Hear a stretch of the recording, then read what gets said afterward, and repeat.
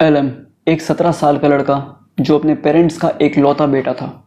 एकलौता बेटा बहुत ही ज़्यादा काइंड था, उसे गिटार बजाना पसंद था। He was like very friendly person, okay. और जो भी बहुत ही ज़्यादा फ्रेंडली होते हैं, जिन्हें म्यूज़िक वगैरह बहुत सुनने का शौक होता है, जो बहुत ज़्यादा फ्रेंडली होते हैं, ओके, वो ऑब्वियस सी बात है यार, मोस्ट ऑफ द केसेस में बहुत ही ज़्यादा काइंड होते हैं। और एलएम भी एक बहुत ही ज़्यादा काइंड बच्चा था। 4 फरवरी 2009 का बात है। एलएम अपने फैमिली के साथ डिनर कर रहा था, एक नॉर्मल शाम की तरह। डिनर करने के बाद वो अपने फ्रेंड के घर जाता है। कुछ समय के बाद वो वापस अपने फ्रेंड के घर से अपने घर पर आ जाता है। सब कुछ एकदम नॉर्मल लग रहा था, कंप्लीटली नॉर्मल। लगभग आधी रात को एलएम अपने कमरे में सोने को चला जाता है। आधी रात के समय में उसके फादर उसके कमरे में जा रहे होते, क्योंकि उन्हें ऐसा फील होता है कि आधी रात के समय में भी एलएम कंप्यूटर चला रहा है, एलएम कुछ ना कुछ कर रहा है अपने कंप्यूटर पर, ओके। तो वो अपने बेटे को देखने के लिए जाते हैं अपने रूम में। बट उसके कुछ देर के बाद ही वो जो आवाज़ें थी कंप्यूटर वगैरह की, वो बंद हो जाती हैं। तो एलएम के फादर वापस मुड़ करके जहाँ जा रहे थे वहाँ चले गए, वो एलएम के कमरे में नहीं गए। 6 बजे के अप्रॉक्स एलएम के पेरेंट्स उठते हैं और एलएम के कमरे में जा कर के देखते हैं तो LM was not there. LM अपने कमरे में थे ही नहीं। मिली तो बस एक नोट जो कि एलएम के बेड के ऊपर मिली, ओके। और उस नोट को पढ़ने के बाद कुछ कुछ ऐसा फील हो रहा था कि एलएम वेस्ट गेट ब्रिज के पास गए। अब ये पढ़ने के बाद एलएम के जो पेरेंट्स थे, स्पेशली उनके फादर, उन्हें बहुत ही ज़्यादा चिंता होने लगी एलएम की। तो वो एलएम के जितने भी फ्रेंड्स थे, जिनको भी उसके फादर जानते थे, जो कि उन्हें लगता था कि वो एलएम के सारे फ्रेंड्स को जानते हैं, तो वो एलएम के सारे फ्रेंड्स को कॉल करते हैं, पूछते हैं कि एलएम कहाँ गया है। एलएम के किसी भी फ्रेंड को कोई भी पता नहीं था एलएम का। एक्चुअली जिस फ्रेंड के पास एलएम डिनर के बाद जाता है, उस फ्रेंड को भी कोई आइडिया नहीं था कि एलएम कहाँ गया एंड ऑल। सो एलएम के पेरेंट्स और भी ज़्यादा घबरा जाते हैं। वो पुलिस की मदद लेते हैं। वो पुलिस को बोलते हैं कि आप प्लीज़ फाइंड कीजिए, ये वेस्ट गेट ब्रिज के पास जा रहा है, ऐसा कोई वो नोट वोट डाल कर गया है। तो पुलिस शाम के 7 बजे एलएम के पेरेंट्स को कॉल करते हैं और बोलते हैं कि क्या आपके बेटे के पास कोई इंसुलिन पंप वगैरह था, और अगर था तो वो किस कलर का था। अब इतना कुछ होने के बाद एलएम के जो पेरेंट्स हैं, खास करके उसके फादर, वो बहुत ही ज़्यादा चिंतित हो जाते हैं। उन्हें लगता है कि कुछ तो गड़बड़ ज़रूर हुआ है।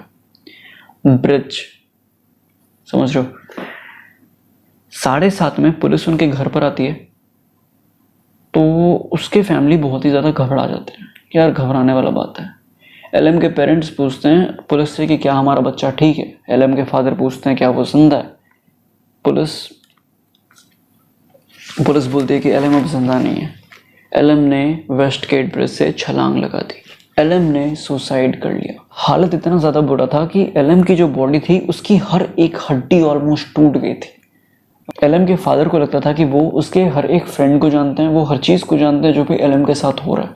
But let me tell you that कोई भी पर्सन हो, वो किसी दूसरे पर्सन के बारे में हर चीज़ नहीं जान सकता। अब एलएम के पेरेंट्स के दिमाग में केवल एक ही बात चल रहा था कि आखिर ऐसा हुआ क्या चल रहा था एलएम के लाइफ में, जो कि उन्हें जिसके बारे में कोई भी खबर नहीं हुई। मतलब suicide is not a little thing यार। सुसाइड कोई ऐसा नहीं है कि आज किसी ने सुना और कल को वो भूल जाएगा सुसाइड के बारे में, राइट। बाय द वे अभी 1:30 बजे रात के 1:37, okay, and not approx, exactly 1:37 हो रहे हैं। दैट्स वाई मैं बहुत ही ज़्यादा नॉर्मली बोल रहा हूँ, क्योंकि मुझे पता है कि अगर मैं थोड़ा तेज़ बोलने की कोशिश करूँगा तो पहले तो ये माइक मैंने तेज़ बोलने के लिए नहीं लिया है, मैंने माइक लिया ही इसलिए ताकि मैं नॉर्मली भी बोलूँ तो फिर बहुत ही ज़्यादा क्लियरली वॉइस आ जाए। दूसरी बात है, अगर मैं बहुत तेज़ बोलूँगा तो पीछे वाले पड़ोसी जग जाएंगे और आई डोंट वांट दैट, क्यों किसी को परेशान करना। तो सुसाइड एक ऐसी चीज़ नहीं है यार, जैसे कि कोई लोग एक बार मतलब आ जाए तो ठीक है यार, चलो किसी ने कर लिया क्या दिक्कत है। सुसाइड एक बहुत ही बड़ी चीज़ है। एलएम के पेरेंट्स बस एक ही बात सोच रहे थे कि ऐसा क्या चल रहा था उनके बेटे के लाइफ में जिसके बारे में उन्हें पता भी नहीं था। आई मीन समझो यार, 17 साल का था वो बस एलएम, ओके। ऐसी कौन सी स्ट्रेस आ गई उससे कि उसने सुसाइड कर लिया। इसका जवाब उसके ऑनलाइन लाइफ में जुड़ा था। ऑनलाइन लाइफ, एक्चुअली एलएम के पिता को पता था दैट एलएम बहुत सारे अपने फ्रेंड्स के साथ चैटिंग करता है। एंड एक बार एलएम ने अपने पेरेंट्स से बोला भी था कि वो किस तरीके से एक वक्त पे 10-10 लोगों के साथ चैटिंग कर सकता है, 10 फ्रेंड्स के साथ at a very same time. तो एलएम के जो फादर थे वो उसके ऑनलाइन लाइफ में थोड़ा सा इंटरेस्ट लेना शुरू किया। उन्हें लगा कि हो सकता है कि इसकी सुसाइड का जो रीज़न है वो ऑनलाइन साइट्स ही, वो ऑनलाइन लाइफ हो एलएम का। तो पता चला कि एलएम एक ऐसे पर्सन को अपना फ्रेंड बना लिया जो उसे 3 साल बड़ा था एक्चुअली। एंड मुझे नहीं पता यार कि कोई पर्सन किसी स्ट्रेंजर को किस तरीके से अपना फ्रेंड बना करके उसके साथ गप्पे मार सकता है रात रात भर। I actually don't know. जब तक यार वो आपका फ्रेंड नहीं बनता, आप किस तरीके से किसी पर्सन के साथ इतना ज़्यादा क्लोज हो सकते हो। ओके, तो एलएम ने एक ऐसे पर्सन के साथ दोस्ती की जो उससे 3 साल बड़ा था, और वो काफ़ी ज़्यादा घटिया लड़का में से एक था। ही वॉज लाइक अ बुली, मतलब कोई भी उस पर्सन के खिलाफ नहीं जाओ, कोई भी उस पर्सन के बारे में कुछ नहीं बोलो। अगर वो पर्सन चाहे तो वो किसी भी पर्सन की बेइज्जती करे, and that is completely fine. Okay, ऐसा उसके हिसाब से, मतलब बुलीज़ के हिसाब से ऐसा ही होता है। एंड सबसे पहली बात, bullies you all sucks, that's all.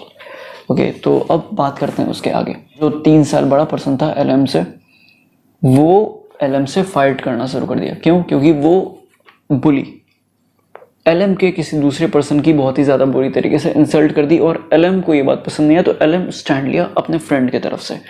तो अब ये जो बुली है, मिस्टर बुली, बिच बुली, ये जो बुली था ये एलएम के साथ फाइट लेना शुरू कर दिया। ये उसे मैसेज सेंड करना शुरू कर दिया दैट मेरे पास बहुत बड़ी गैंग है, मेरे पास ये है वो है, तुम लोग कुछ नहीं कर सकते, बट मैं बहुत कुछ कर सकता हूँ। मैं तुम्हें मार मार के तुम्हारे घर से निकाल के पता नहीं क्या क्या, तुम्हें मार मार के हॉस्पिटलाइज कर दूंगा एंड ऑल। ओके, और इस तरीके की लगभग 300 के आसपास मैसेजेस एलएम को रिसीव हो चुकी थी।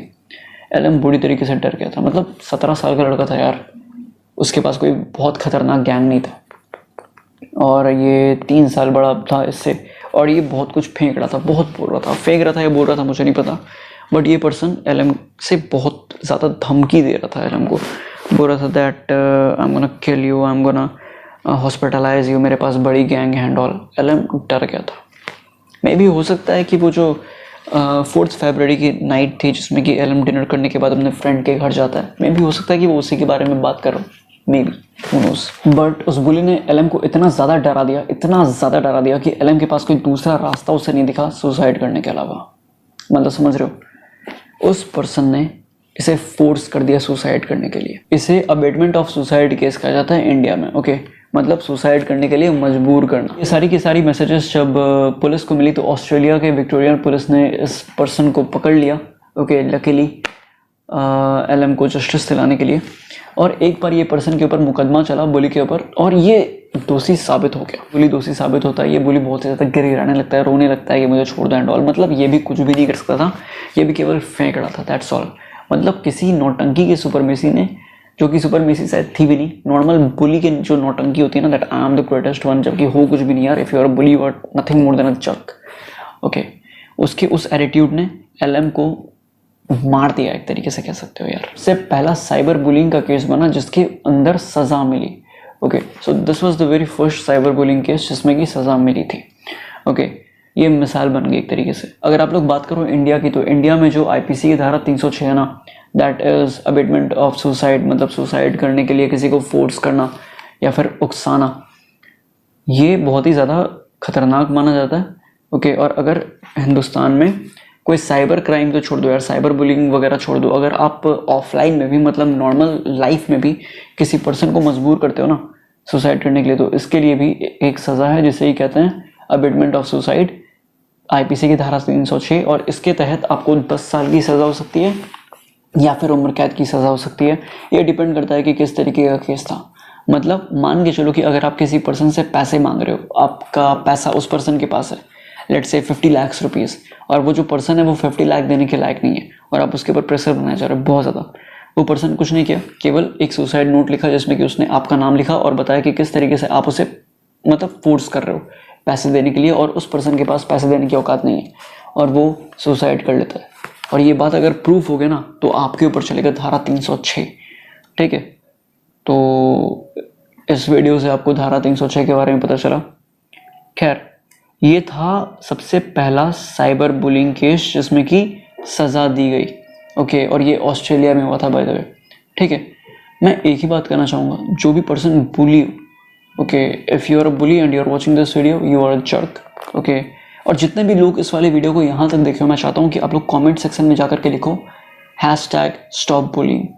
हो सकता है कि जो लोग बुली करते हों उन लोगों को बुली करना बहुत ही ज़्यादा आम लगता हो, उन लोगों को लगता हो कि चल ठीक है यार, हम लोग तो केवल मस्ती कर रहे हैं, but may be these things जो भी आप मस्ती मस्ती में कर रहे हो सकता है कि वो सामने वाले पर्सन के लिए बहुत ही ज़्यादा सीरियस मैटर हो। ओके, तो कुछ भी करो थोड़ा सोच समझ के करो, सामने वाले की भी एक लाइफ है, सामने वाले की भी एक फीलिंग है, राइट।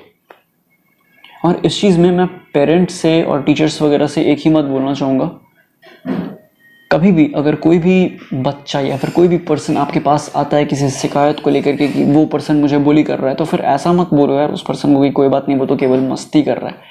ऐसा नहीं होता। अगर वो पर्सन आपसे कह रहा है कि वो बुली कर रहा है, तो इसका मतलब है कि सामने वाले पर्सन ने, जिसने भी उसे बुली किया है, उसने अपनी लाइन ऑलरेडी क्रॉस कर रखा है। ओके, तभी वो आपके पास आया ना, यानी तो फालतू में वो क्यों आता। पेशेंस तो यार वो ऐसे भी कर सकता है ना, और अगर वो पेशेंस कर सकता तो वो आपके पास क्यों आता। ज़रूर पानी सर से ऊपर गया होगा, राइट। तो अगर कोई भी पर्सन आपके पास आता है, if you are a teacher, तो आप इस चीज़ का इन्वेस्टिगेशन करो, और अगर आप एक पेरेंट हो तो आपको तो इस चीज़ का खास ख्याल रखना चाहिए। Okay, that's why you are a parent, right, you are a guardian. आपको प्रोटेक्ट करना चाहिए अपने बच्चों को, राइट। खैर, इस वाले वीडियो से आपको क्या मैसेज मिला, अगर कुछ मिला हो तो बता देना कमेंट सेक्शन में। वीडियो पसंद आया हो तो लाइक ज़रूर करना। बाय द वे गाइस, हम लोगों का 300 सब्सक्राइबर्स ऑलरेडी हो चुका है, so thank you so much for that. और अब हम लोग जाने वाले हैं हमारे 500 सब्सक्राइबर्स के पास। हमारा जो अगला टारगेट है वो है 500 सब्सक्राइबर्स, क्योंकि उसके बाद हमारी कम्युनिटी क्लॉज ऑफ करेज को मिल जाएगा हमारा कम्युनिटी टैब, जिसके ज़रिए हम लोग बहुत ही ईजिली वोटिंग वगैरह कर सकेंगे कि आपको किस चीज़ की वीडियोस के ऊपर इंटरेस्ट आ रहा है। ओके, सो प्लीज़ सब्सक्राइब करो और अपने कम्युनिटी को और भी ज़्यादा मजबूत करो। And again thank you so much for subscribing. अगर तुमने कर रखा है तो बेल आइकन को ऑन रखना, और आगे बहुत कुछ आने वाला है। अगर ये वाला वीडियो पसंद आया तो कमेंट में बता देना। चलो बाय।